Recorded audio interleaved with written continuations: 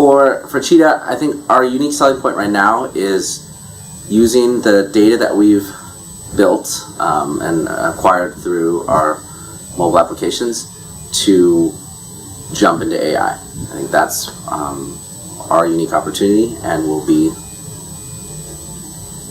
the value that we're going to bring to the market in the near future. Who's your target clientele?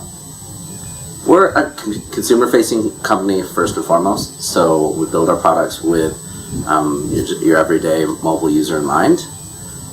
From a clientele perspective, on the B2B side, we have a mobile advertising business where we are working with brands and agencies, and so right now the focus is on influencer marketing through our partner with Musical.ly and also LiveMe, the live broadcasting app that we built.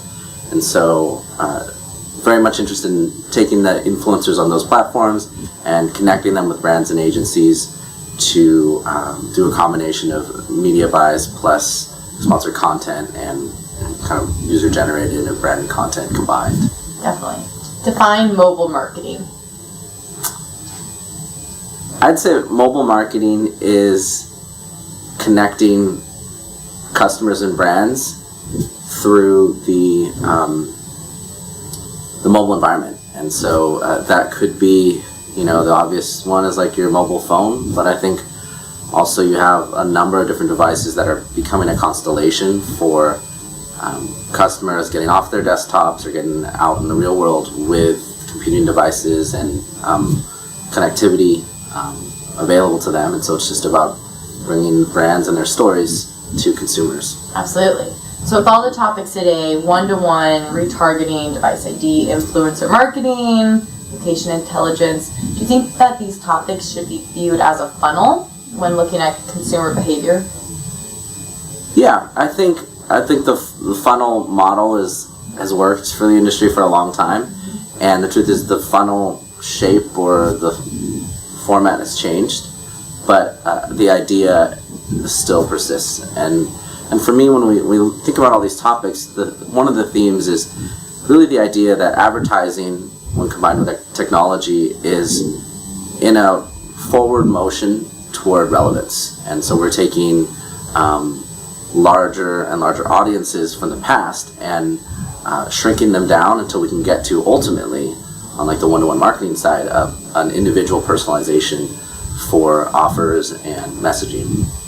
So I think that's the big story is how do things like targeting or geolocation, how do those allow us to be more relevant to advertisers? How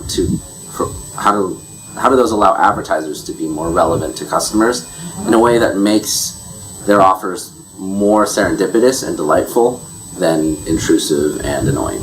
Absolutely. So describe the current state of mobile.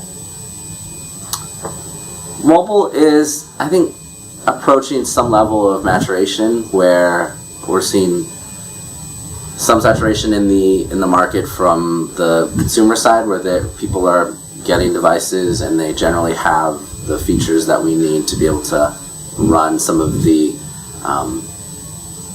platforms that we want to make the mobile experience from a marketing perspective really valuable and insightful. So I think it is maturing in that sense. At the same time, a lot of the technology side still has so much to grow. One thing for me right now is I think we call our phones smart, but I think in a few years we're going to look back and realize that our current smartphones were closer to our feature phones and our dumb phones than what we will start to see. And I think true intelligence on our phones is just a few years out, and that's going to come in the form of virtual assistants, contextualization, where your phone automatically knows kind of what you're doing, where you are, and is able to match the experience with those contexts. So one way I compare it is like if my phone was, I hired my phone as an assistant, I probably wouldn't think it was that smart right now. I ask it questions and it's like, sorry, I can't answer that question.